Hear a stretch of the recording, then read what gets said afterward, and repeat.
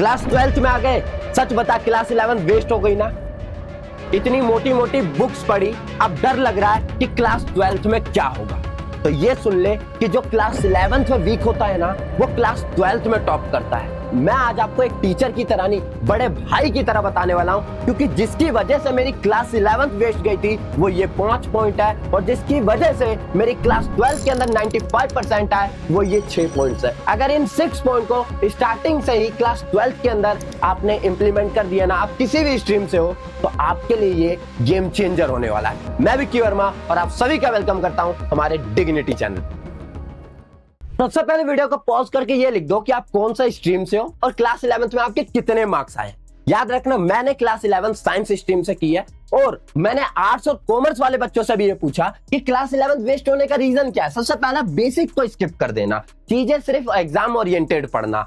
Second thing, sudden change in large syllabus का बढ़ जाना। अभी हम एनसीईआरटी बुक्स पढ़ा करते थे, लेकिन क्लास 11th में एनसीईआरटी को स्किप करके हम जो है वो रेफरेंस बुक इतनी मोटी मोटी पढ़ते हैं। एंड थर्ड थिंग आती है कि रिसोर्सेज का ओवरलोड हो जाना। ये बुक्स भी पढ़ लेता हूं, ये बुक्स भी पढ़ लेता हूं। साइंस स्ट्रीम वाले बच्चे ये जरूर देख पाएंगे कि पता क्या रहता है, हर एक बच्चे से सुनेंगे वो कि एससी वर्मा ले लेना चाहिए, एससी वर्मा पढ़ लेना चाहिए। हर एक बच्चे के पास ये बुक जरूर मिलती है। रिसोर्सेज का ओवरलोड कर लेते हैं अपने ऊपर। एंड फोर्थ वन, नोट्स बनाने की जगह बुक के अंदर हाईलाइट करते हैं। And fifth one, concept. जब प्रोक्रास्टिनेशन होती है ना कि आज पढ़ लेंगे, कल पढ़ लेंगे, परसों, तो कॉन्सेप्ट नहीं, फिर लास्ट मोमेंट पे रट्टा काम आता है कि सिर्फ पास हो जाओ भाई, घर वाले क्या कहेंगे। ये 5 पॉइंट में से आपने कौन सी मिस्टेक की है, नीचे कमेंट बॉक्स में बताओ। यही रीजन होता है जिसमें क्लास 11 कंसिस्टेंट नहीं हो पाती और फोकस नहीं हो पाती, जिसकी वजह से मार्क्स कम रह जाते हैं। क्लास 12 आपको कैसे स्टार्ट करनी है, साइंस स्ट्रीम में हो, कॉमर्स में हो या फिर ह्यूमैनिटीज में हो,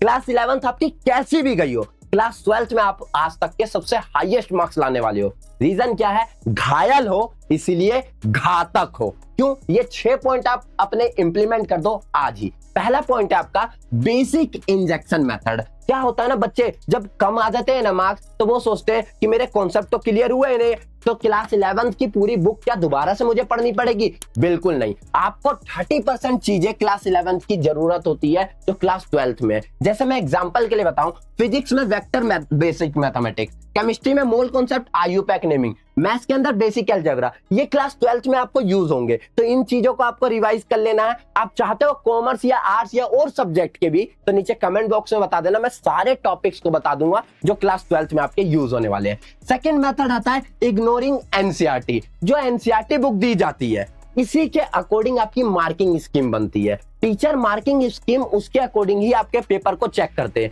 आप जो ये रेफरेंस बुक वगैरह पढ़ते हो ना, क्वेश्चन को लगाने के लिए या कॉन्सेप्ट को समझने के लिए यूज कर सकते हो, चीजों को लिखने के लिए नहीं यूज कर सकते। इसलिए कहा जाता है ना, एनसीईआरटी एंड पीवाईक्यूज जो होती है वो 85% से 95% आपका डायरेक्ट क्वेश्चन कवरेज कर देती है जो एग्जाम से रिलेटेड होती है। कॉन्सेप्चुअल क्लियरिटी आपकी कर देती है। मार्किंग स्कीम जो होता है वो 100% इससे रिलेटेड होता है, लेकिन अगर आप रेफरेंस बुक कोई पढ़ रहे हो तो 60% चीजें उससे होगी, और वो डीप नॉलेज देता है। जो रिलेवेंट नहीं होती ना चीजें, देखो आपको पता है कि एनसीईआरटी में से बहुत सारी चीजें काट दी गई है, तो वो रेफरेंस बुक में होगी, तो आप उससे भी पढ़ रहे होगे। तो इसलिए एनसीईआरटी को इग्नोर नहीं करना, एनसीईआरटी पहले पढ़ना है। मतलब मैं खुद मिस्टेक कर रहा था यार, एनसीईआरटी बुक जो है ना उसको फॉलो नहीं करता था। एनसीईआरटी की जगह जो रेफरेंस बुक एसएल अरोरा आ गई, प्रदीप आ गई, फ्रेंड वगैरह जो है इसको यूज कर रहे हैं, टीचर भी बोल रहे हैं, तो ये चीज कर लो, है ना। बट एनसीईआरटी आपके लिए मस्ट है। डेरिवेशन चीजें जो आपके टॉपिक्स कटे हुए हैं उसी से आने हैं, उसी से पता चलेगी। एनसीईआरटी आपको न्यू एडिशन वाली आपको करनी है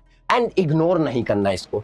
थर्ड थिंग आती है नो प्लान नो गोल। आप कोई प्लानिंग ही नहीं कर रहे हो, कोई गोल ही नहीं है आपका कि आज क्या करना है, कल क्या करना है, तो याद रखना आप बिना डायरेक्शन के चलोगे ना तो सिर्फ थकान मिलेगी, रिजल्ट नहीं मिलेगा। तो रिजल्ट के लिए आपको डायरेक्शन चाहिए होगा। गोल सेट करो कि आज मुझे फिजिक्स का ये चैप्टर का ये पोर्शन कंप्लीट करना है, इस पोर्शन के इतने क्वेश्चंस मुझे कर लेने। गोल अगर सेट रहेगा ना तो आप उस डायरेक्शन में चलोगे तो बेटर रहेगा, लेकिन विदाउट गोल अगर चलोगे ना तो सिर्फ थकान मिलने वाली है, रिजल्ट नहीं मिलेगा, और ऐसे ही क्लास 12 भी निकल जाएगी जैसे क्लास 11th निकली है, तो गोल आपको सेट करना है। एंड देन इसके बाद आता है आपका fourth one, reverse PYQ mapping. बच्चे क्या करते हैं ना, सबसे पहले उठा लेते हैं पीवाईक्यू और पीवाईक्यू देख लेते हैं कि अच्छा इस चैप्टर से ऐसे ऐसे क्वेश्चन आने वाले, एंड देन चैप्टर को पढ़ रहे होते हैं, तो वो ना एग्जाम ओरिएंटेड बन जाते हैं। पहले आप एक बार चैप्टर को पढ़ लो एंड देन फिर पीवाईक्यू क्वेश्चन को देखो। ये चीजें मैं अपनाता था कि इससे क्या होता था कि जब मैंने पूरी चैप्टर को पढ़ लिया ना, तो मैं चैप्टर को पढ़ने के बाद एग्जाम को पढ़ता था, मींस क्वेश्चन पेपर को, फिर क्वेश्चन पेपर के क्वेश्चंस को लगा के देखता था। जिस चीज में फंस गया मैं एक कॉपी सीट बना के रखता था, उसमें क्या करता था, सीट पे लिख लेता था कि ये टॉपिक में मैं फंस गया था, ये टॉपिक को मुझे बार बार रिवाइज करना है, तो उसको मैं रिवाइज करते रहता था, जिससे मेरे माइंड के अंदर वो चीजें ग्रैप हो जाती थी। तो 70 से 80% जो होते हैं ना क्वेश्चन, वो पीवाईक्यू से ही रिपीट होते हैं, कॉन्सेप्ट, डायरेक्ट क्वेश्चन नहीं रिपीट होते, कॉन्सेप्ट। इस बार का फिजिक्स के एग्जाम का रिव्यू सुना नहीं सुना, एक बार देख लो। कौन सा सेट था आपका?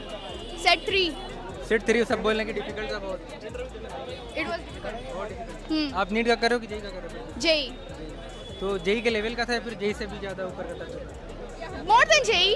डायरेक्ट जेई एडवांस के क्वेश्चन उठ के आ रहे, तो इस लेवल तक के क्वेश्चन सीबीएसई सेट कर सकता है। फिफ्थ पॉइंट आता है आंसर राइटिंग प्रैक्टिस। जो भी पढ़ रहे हो ना, वो लिख के पढ़ो। अगर आपने पढ़ लिया ना, एक बार आपने जो पढ़ा और उसे आपने लिख के देख लिया, तो वो हमेशा आपके माइंड के अंदर ग्रैप हो जाएगा। रीजन क्या होते हैं ना, लिख के पढ़ने से आपको चीजें पता होती है, और आपने जो नोट्स बनाए, ये नोट्स आपने बना लिया मान लो लिख के, इस नोट्स को आप एज अ रिवीजन के तरह भी वर्क कर सकते हो, और आपको पता रहेगा कि 5 मार्क्स के क्वेश्चन में आपको कितना टाइम लगाना होगा। टाइम देख के आप चीजों को लिख पाओगे, इससे आपको टाइम मैनेजमेंट भी आ जाएगा, चीजों को कैसे लिखना ये भी आ जाएगा। जब एग्जाम में जाओगे ना, तो वहां पे ये चीजें नहीं कि टाइम मैनेजमेंट में लास्ट में टीचर से बोलोगे टीचर 5 मिनट और दे दो, एक क्वेश्चन रह गया। तो ये आंसर राइटिंग, हर एक चीज लिख के प्रैक्टिस करनी है। एंड फिफ्थ पॉइंट आता है आपका रिवीजन नोट्स।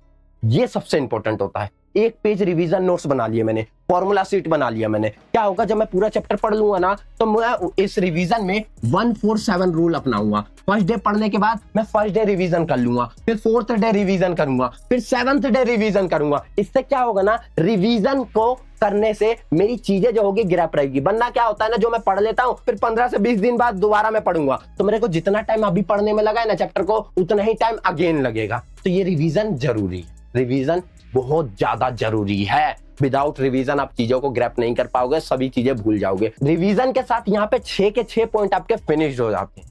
देखो क्लास 12th स्टार्टिंग से ही इन चीजों को आप फोकस रखते हो ना, और कंसिस्टेंट रहते हो, चीजें यहाँ फोकस और कंसिस्टेंट का ही है। यही कंसिस्टेंसी और रेगुलरिटी बच्चे छोड़ देते हैं, जिसकी वजह से उनका बेसिक भी कमजोर रह जाता है और मार्क्स भी नहीं आते। चीजों को आपको ग्रैप करना है, सिर्फ एग्जाम ओरिएंटेड पढ़ना है, तो पीवाईक्यू पढ़ के सिर्फ रटोगे ना, तो एग्जाम में कुछ मार्क्स ला पाओगे। समझोगे ना, तो आप हमेशा आगे कॉम्पिटिटिव एग्जाम भी करना चाहते हो। आप कौन सा कॉम्पिटिटिव एग्जाम में जाना चाहते हो, नीचे कमेंट बॉक्स में बताना। अगर क्लास 12th में अब रेडी हो और सीरियस हो 95% लाने के लिए, जब रिजल्ट आएगा ना, तब देख लेना, लिख दो रेडी एक बार कमेंट बॉक्स में।